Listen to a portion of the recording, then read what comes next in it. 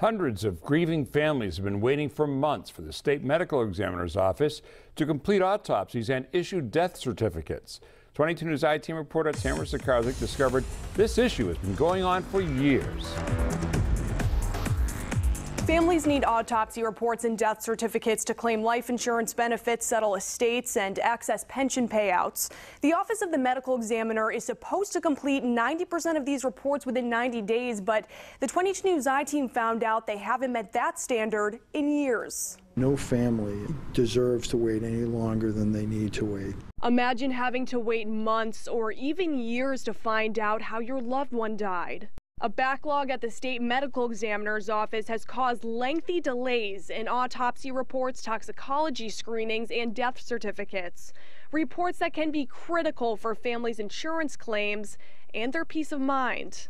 They have my sympathy. State Auditor Suzanne Bump first uncovered the issue in August. She told the I-Team the medical examiner's office has failed to complete 58% of autopsy reports, 32% of death certificates, and 28% of toxicology exams within the 90-day industry standard. The 22 News I-Team dug through hundreds of death certificates in Springfield and found the medical examiner's office still hasn't completed 23 from 2016 and 71 from 2017.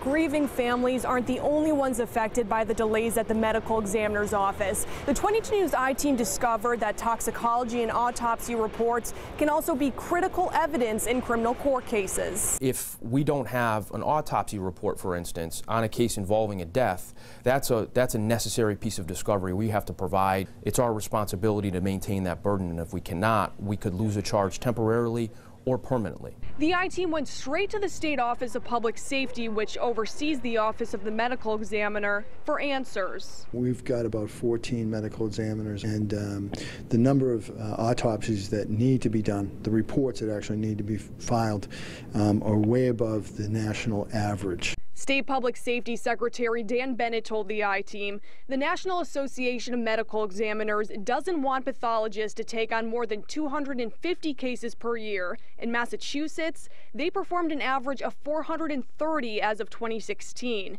Secretary Bennett said recruiting and hiring pathologists has been a major issue, but that's no comfort to families who have lost a loved one and are still waiting for results. What would you say to all of the families here in Massachusetts who have been affected by these delays? I'd say we've got to do better.